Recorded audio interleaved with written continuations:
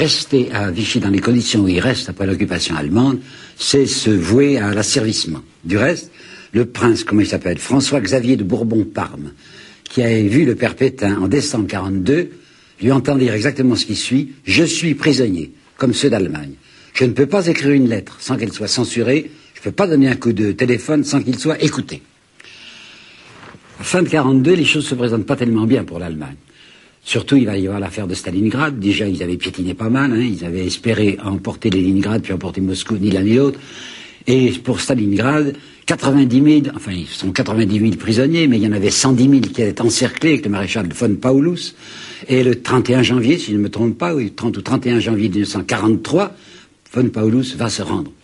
Coup très dur pour Hitler, et Pétain le reçoit lui-même un point de poitrine, puisque sa grande préoccupation, c'est la Russie. Et il va le dire très clairement le 5 mai 43 à Monseigneur Calvet, qui est le recteur de l'Institut catholique de Paris. Et il lui dit ceci, hein, le 5 mai 43. Le seul, vous entendez bien, le seul danger, le vrai danger, c'est l'Union soviétique. Et au même, si jamais l'Allemagne était vaincue, j'espère que les Alliés ne feront pas la folie de la dépecer, car nous aurons toujours besoin d'une Allemagne forte. Quand je vous avais parlé la dernière fois du double jeu qui semble s'amorcer, j'avais oublié 2 documents qui me reviennent maintenant et que je vais vous soumettre. Il y en avait un qui est du 8 novembre 42, c'est-à-dire le jour même du débarquement. Ce jour-là, Pétain a préparé une protestation extrêmement vive qui doit faire remettre au chargé d'affaires. Lié est parti, hein, l'amiral Lié est parti. Il est remplacé par un chargé d'affaires qui s'appelait Tuck.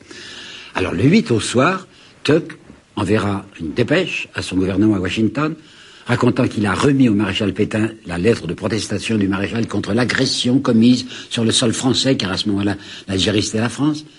Mais la fin de son télégramme est bien intéressante. Comme je me levais pour prendre congé, le maréchal me saisit les 2 mains, me regarda droit dans les yeux et sourit. Puis il me raccompagna jusqu'à l'antichambre et retourna vers son bureau d'un pas allègre en fredonnant un petit air.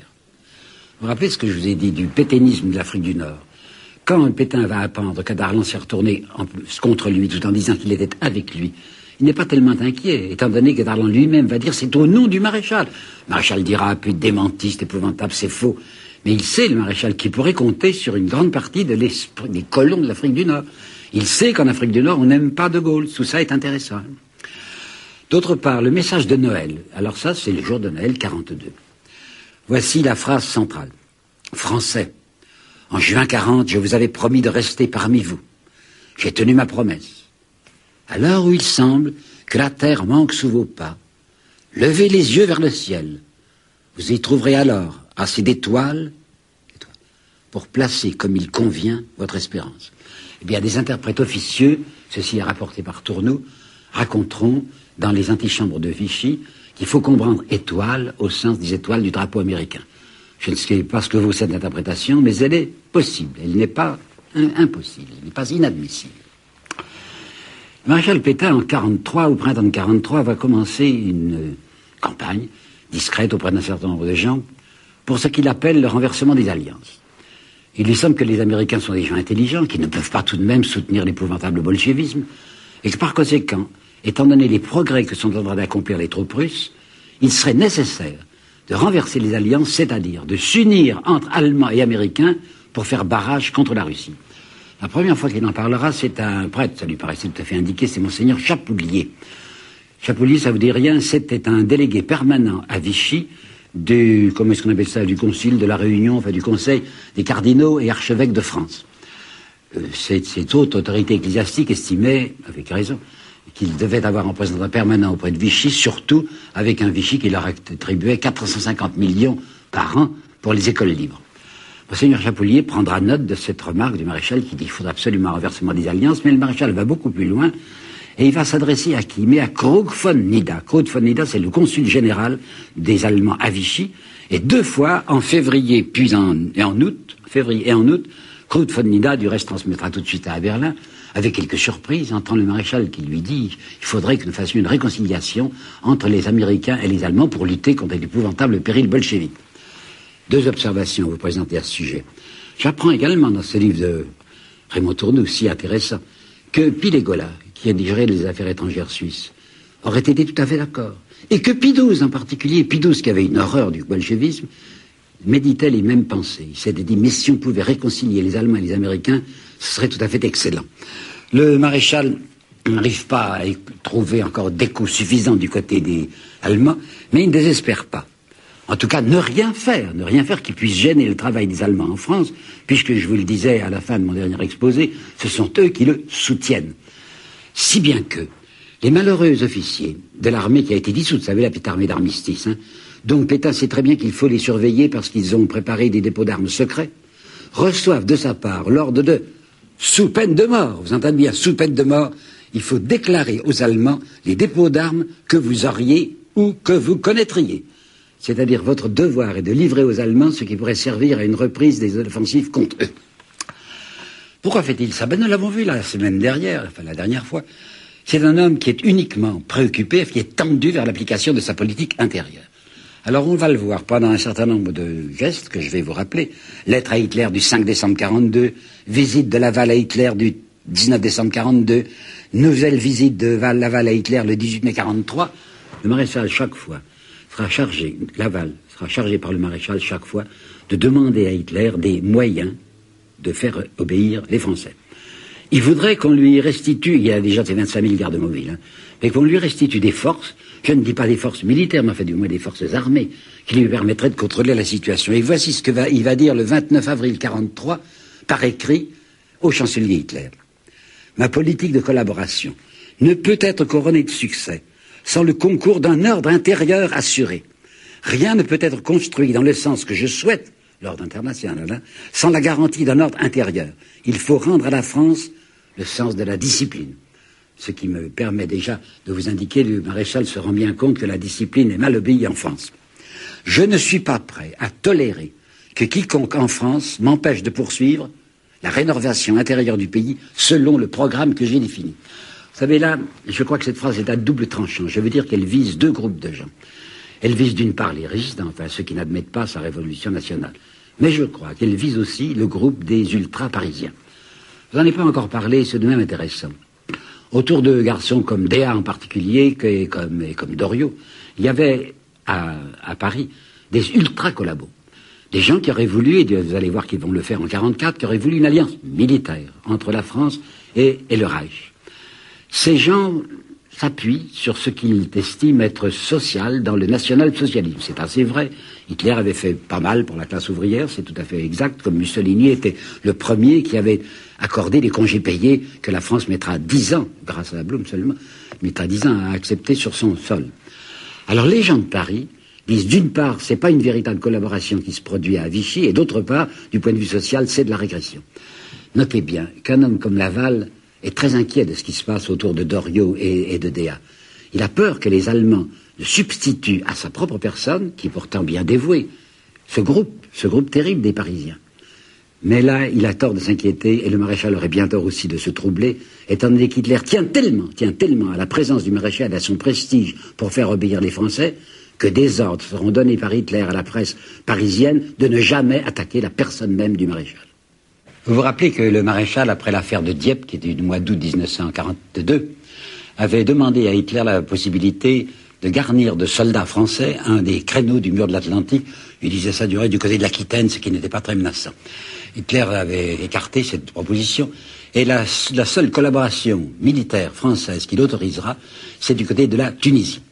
Vous vous rappelez ce qui s'est passé, après El Alamein Rommel est battu, reflue sur la Tunisie, et le 9 novembre, le maréchal avait donné toutes instructions à son représentant à Tunis pour accepter le débarquement allemand à Bizerte et pour que les forces françaises luttent avec les forces allemandes contre les forces de Rommel. Alors c'est là que Laval va obtenir un tout petit succès, il va obtenir la constitution de ce qu'il appellera la phalange africaine. Ça n'était presque rien, vous savez, c'était un colonel qui la dirigeait, il s'appelait colonel Cristofini, qui se battra avec son uniforme français en Tunisie contre les forces américaines qui viennent essayer de prendre Rommel à revers. Quant à ce qui se passe à l'intérieur de la France, le maréchal va tout de même obtenir quelque chose. Je dois vous dire qu'il avait déjà commencé à l'obtenir sous Darlan, à savoir une nouvelle police, pas encore la milice, je vous en parlerai la prochaine fois, elle n'est pas encore là, mais une nouvelle police supplétive qu'il appelle le SOL. SOL, ça veut dire Service d'ordre légionnaire. Et ça se rattache à cette fameuse Légion qui avait été créée dès 1940 et dont l'amiral Offand nous dit qu'elle était composée d'une élite d'anciens officiers, d'esprit droit, et qui était destinée, sortant de leurs réserves, à lutter pour l'élimination des bacilles de l'esprit de 1789. Alors il y avait un service d'ordre. Le service d'ordre est composé de gros bras, enfin de types qui demandaient à se battre, et donc voici quelques citations.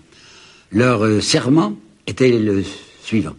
Je jure de lutter contre la démocratie et contre la lèpre juive, et quant à leur chant de marche, commençait comme ça, SOL, faisons la France pure, bolchevique, franc-maçon, Israël, ignoble pourriture.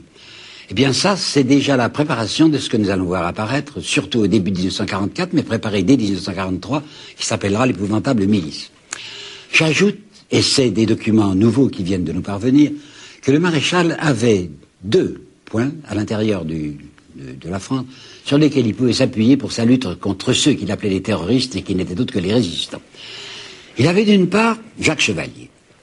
Jacques Chevalier, je vous en ai parlé, c'est ce premier ministre de l'Éducation nationale qui avait inventé d'imposer aux instituteurs le respect des devoirs envers Dieu. Puis on y avait renoncé. Mais Jacques Chevalier est un homme qui est épouvanté par ce qui se passe dans cette France qui remue à partir du STO, service travail obligatoire. Un grand nombre de jeunes gens qui ont à choisir entre l'Allemagne ou la montagne vont choisir la montagne, c'est-à-dire vont passer au maquis. Et ce Jacques Chevalier est épouvanté de ce qui se passe, c'est-à-dire du nombre de ses résistants.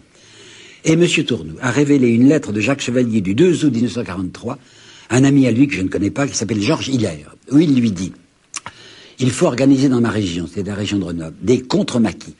C'est de cette manière, et de cette manière seule, dit-il, qu'on peut sauver l'ordre en France, comme il le fut en Espagne en juillet 1936, là où partout existait, sous l'action des généraux patriotes, une solide organisation secrète. » Par conséquent, vous voyez que le Jacques Chevalier est quelqu'un qui propose de faire à l'intérieur de la France des contre-maquis énergiques, anticommunistes, c'est-à-dire anti-résistants, et de préparer quelque chose qui, au cas où les Alliés gagneraient, permettrait à la France d'opérer ce qui s'est passé en Espagne en juillet 1936.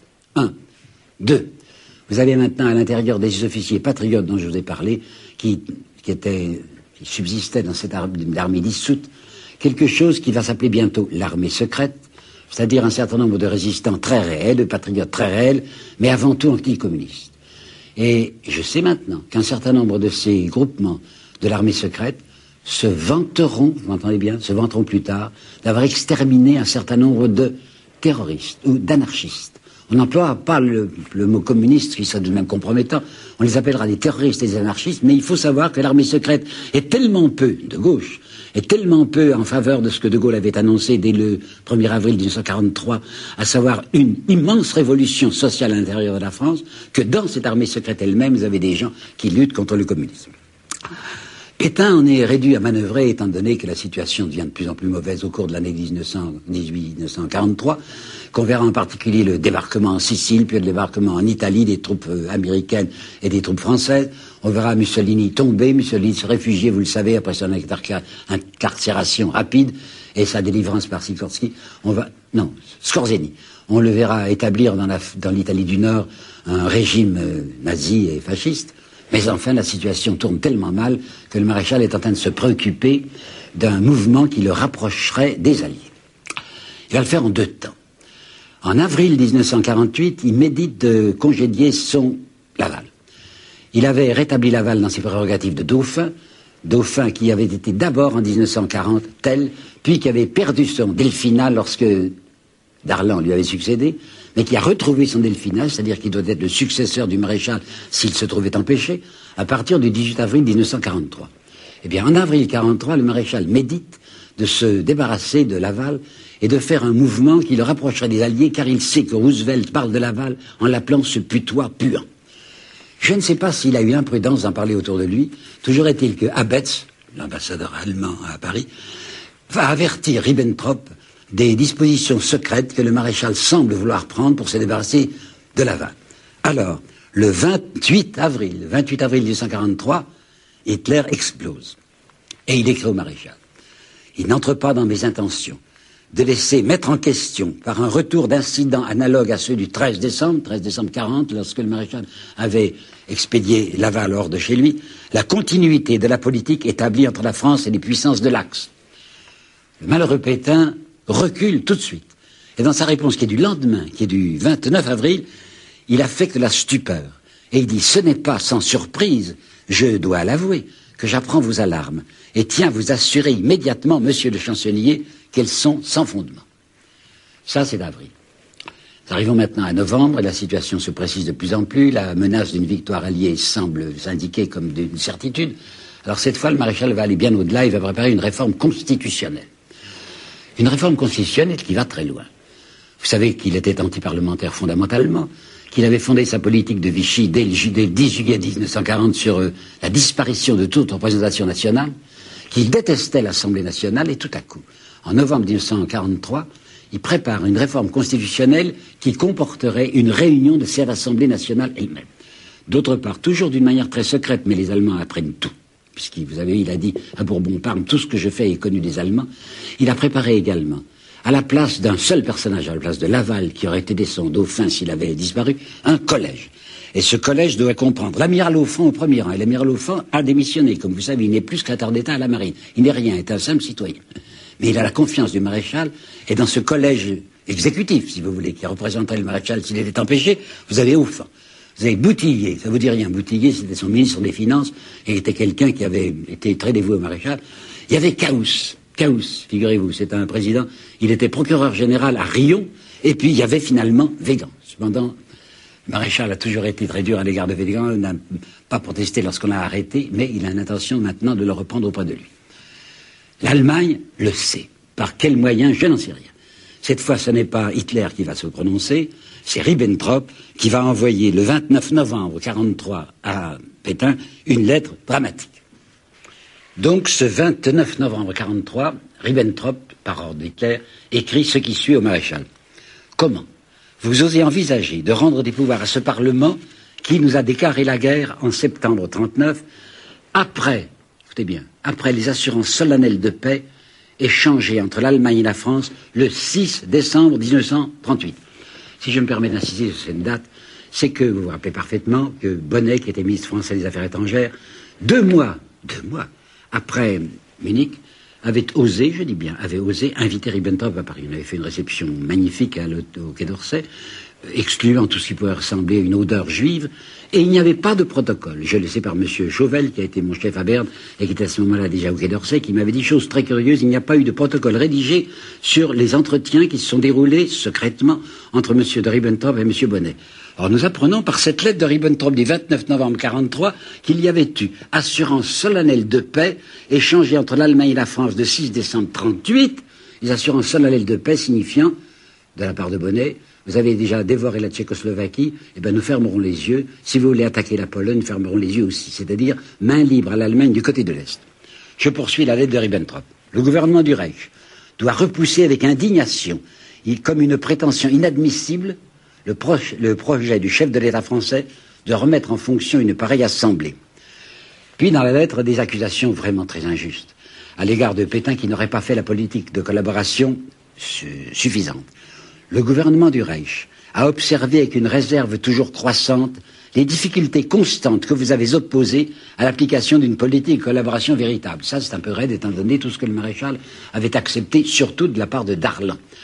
En réalité, de quoi s'agit-il là? Il s'agit surtout du comportement de Pétain à l'égard de ceux sur lesquels Ribbentrop veut s'appuyer à Paris. Ribbentrop voudrait que le maréchal acceptât auprès de lui, dans son ministère, dans son cabinet ministériel, enfin dans son équipe gouvernementale, Déa, Henriot, Doriot. Eh bien, le maréchal ne veut, jusqu'à présent, ne veut pas. En conséquence, Ribbentrop exige, et je dis bien exige de Pétain, que désormais, tout projet de modification constitutionnelle soit d'abord soumis à l'approbation du Reich. Conclusion. Si, dans ces conditions, vous vous considérez comme empêché d'exercer vos fonctions, je tiens à vous faire savoir, au nom du Führer, que vous êtes entièrement libre d'en tirer les conclusions que vous jugerez opportunes. C'est une mise en demeure. Il dit au père Pétain, si vous voulez partir, le Führer n'y met pas d'obstacle. Pourquoi Hitler dit-il ça? Parce qu'il sait qu'il joue sur le velours. Parce qu'il sait que jamais Pétain ne cédera. Pétain n'aurait jamais dû rester après l'invasion de la France, encore moins après la tentative violente des Allemands, pour la deuxième fois l'armistice était violé lorsqu'ils ont tenté de s'emparer de la flotte, et il sait très bien, Hitler, il sait très bien que le maréchal, pour des raisons de politique intérieure, se considère comme inamovible. Et en effet, qu'est-ce qu'il va faire?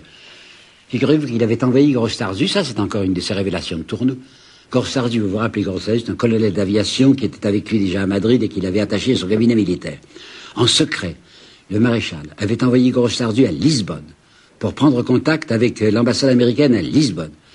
Gross-Tarzu revenu en disant « Oui, j'ai vu les Américains qui m'ont dit, de la part de Roosevelt, qu'ils vous conseillent, monsieur le maréchal, de vous considérer comme prisonnier et de vous retirer dans un de vos châteaux. » On avait mis à sa disposition, près de Vichy, 2 châteaux. De vous considérer comme prisonnier à l'instar du roi des Belges. Vous savez peut-être que Léopold III était resté en Belgique, s'interdisant toute action politique. Roosevelt disait à Pétain, faites la même chose, vous considérez-vous comme prisonnier. Maréchal Pétain n'accepte pas, il ne veut pas se considérer comme prisonnier, il veut rester à la tête de ce qu'il appelle cette souveraineté nationale, qui est seulement la possibilité de contrôler l'application de sa révolution nationale, et il va céder, mais totalement, au point qu'il va oser écrire, je dis bien oser écrire, hein, le 11 décembre 1943, s'adressant cette fois à Hitler lui-même, la décision prise par le ministre des Affaires étrangères du Reich d'envoyer en mission auprès de moi un de ses meilleurs collaborateurs et de ses hommes de confiance facilitera ma tâche. Alors il y avait déjà Krug von Niga, hein, qui était le représentant, le consul général permanent du Reich à Vichy. Il y aura maintenant von Rentefing, qui était un Hobro-Prussien très grand, il avait près de 2 mètres de haut, il est toujours habillé en noir, personnage sinistre et glacial, qui va être là pour être l'ange gardien, le surveillant permanent, le contrôleur policier de Pétain. Et il va accepter. Dans l'entourage de Pétain, on va faire une comparaison entre Hudson Love, enfin, vous savez, de Sainte-Hélène, et Rentefing. Avec cette différence tout de même, que l'homme qui était à Sainte-Hélène y était par force, on l'avait conduit là, les Anglais l'avaient fait prisonnier, bon. Tandis que l'homme qui se trouve à Vichy est un prisonnier volontaire, c'est un homme qui s'est mis personnellement au service de l'ennemi. Sort des Français pendant ce temps-là. Les Juifs. Eh bien, savez-vous que le maréchal, en 1942, avait prescrit à tous les Juifs français de s'inscrire dans une union générale des Israélites de France. Union générale des Israélites de France, où ils devaient s'inscrire, ce qui permettait d'avoir un fichier. Si bien, quand les Allemands vont entrer dans une zone non occupée, ils auront ce fichier de tous les Juifs français. Le maréchal s'était appliqué, je crois, effectivement, à ne laisser déporter que les apatrides auxquels il avait collaboré, étant donné qu'il avait rendu apatrides environ 6000 Juifs. Mais maintenant, il ne pourra plus rien faire, et ce sera des Juifs français qui vont être à leur tour déportés. Là, je dois dire que Laval a essayé de faire ce qu'il a pu. On ne le sait pas assez aujourd'hui, et je tiens à le dire. Non, j'ai une sympathie particulière pour Laval, mais enfin, c'est une chose historique. Laval avait toujours été opposé à la politique antisémite du maréchal. Lorsqu'il y a eu cette discussion, en particulier le soir, l'après-midi du 1er octobre 1940, sur le statut des Juifs, Laval avait été un de ceux qui avaient manifesté le plus d'opposition. Et ce refus de l'antisémitisme chez Laval n'était pas étranger à son éviction du 13 décembre. Ben, vous allez voir ce qu'il va tenter de faire et ce qu'il va obtenir. Premièrement, il va obtenir que les Allemands ne continuent pas à insister sur un point qui leur tenait semble-t-il à cœur, à savoir la dénaturalisation de tous les Juifs qui avaient obtenu la nationalité française à partir de janvier 33. Janvier 33, c'est le moment où Hitler prend le pouvoir. Les Allemands exigeaient que tous les Juifs qui avaient été admis comme Français après cette date fussent dénaturalisés. Bon, ça les Allemands reculent. Deuxièmement, c'est Laval, et ce n'est pas Pétain, qui va obtenir que pour les Juifs de la zone sud, la zone dite non occupée, le port de l'étoile jaune ne soit pas obligatoire alors qu'il l'était au nord. Et enfin, c'est Laval qui va s'arranger pour faire passer tous les Juifs qu'il pourra en zone d'occupation italienne. Car il faut savoir que Mussolini, lui, du moins, ne faisait pas d'antisémitisme. Et que, à partir de novembre 1942, la zone d'occupation italienne s'est étendue jusqu'à l'Isère et jusqu'au Rhône, et qu'il y avait là un certain nombre de Juifs qui pouvaient se réfugier parce qu'ils ne seraient plus persécutés. Voilà ce que Laval avait fait, en dehors même du maréchal, pour les Juifs. Maintenant, à l'égard des ouvriers. Eh bien, en Pologne, par exemple, les femmes aussi avaient été mobilisées pour le service du travail obligatoire. Laval va obtenir que les femmes en France ne soient pas mobilisées. Et je dois dire, ça, c'est pas de sa faute, c'est une veine qui lui arrive, c'est que Speer va modifier la politique de Hitler à l'égard des ouvriers. Speer va dire ce qui suit. Nos usines sont de plus en plus bombardées en Allemagne. Par conséquent, nous avons avantage à maintenir les ouvriers, surtout les ouvriers spécialisés français, dans les usines françaises qui sont beaucoup moins bombardées, de telle sorte que 700 000, vous m'entendez bien, 700 000 ouvriers qui devaient partir pour l'Allemagne ne vont pas partir. mais il en avait déjà suffisamment qui étaient passés en dissidence, puisque je vous l'ai dit déjà, un très grand nombre de jeunes gens mobilisables dans le service obligatoire étaient passés à la résistance. Et je voudrais appeler votre attention, presque pour finir, sur des remarques que l'amiral Offand présente dans son livre pour l'année 1943. Il dit un des chagrins du maréchal, et il ne cache pas d'en être lui-même profondément affecté. Il le dit clairement à la page 290 de son histoire élémentaire de Vichy. C'est l'attitude que prennent un certain nombre de catholiques, et même de religieux, à l'égard de la résistance.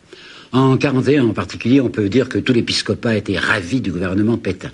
Mais voilà qu'un certain nombre de catholiques éminents prennent maintenant une position tout à fait hostile. Et je crois qu'il n'est pas tellement inutile que je vous donne les noms que l'amiral Offand énumère à la page 290 dans ses notes. Il y a 2 jésuites d'abord, il y a le révérend père Chaillet et le révérend père de Lubac, avec leur épouvantable témoignage chrétien, ça s'appelait à ce moment-là Cahier du témoignage chrétien. Il y a 3 dominicains que j'avais l'avantage de connaître personnellement. C'était le père Médieux, le père Chenu et le père Congar. Et puis il y avait ces laïcs désastreux, au premier rang desquels il y avait Mounier, le directeur d'Esprit. L'Esprit avait été interdit dès janvier 1941, mais Mounier n'est pas seul. Il y a Mandouze, qui existe toujours aujourd'hui. Il y a Doménac, il y a Beuve-Méry, il y a Maritain, et il y a François Mauriac. Alors il est amusant de noter que l'amiral Offand dira tout ça, ce sont des héritiers spirituels du sillon, mais je ne peux pas me retenir de vous lire la phrase de la fin de ce paragraphe. Bien des positions qui devaient être prises par certains théologiens au 2e concile du Vatican et engendrer cet esprit post-conciliaire tant blâmé par le pape, était en réalité en germe dans la résistance. Pour finir, je vais vous apporter une citation presque incroyable que nous devons à Raymond Tournoux et qui vient de cet ami passionné du maréchal qui s'appelait le colonel de Goreux-Sarzeau. Goreux-Sarzeau, c'est un catholique intégriste. Et cependant, à la page 472 du Raymond Tournoux, vous lisez cette phrase d'un cynisme presque obscène que le maréchal a prononcée devant Goreux-Sarzeau. Vous savez, reine de Fique, il est bien pénible. C'est humiliant pour moi, mais je n'ai plus que les Allemands pour me protéger.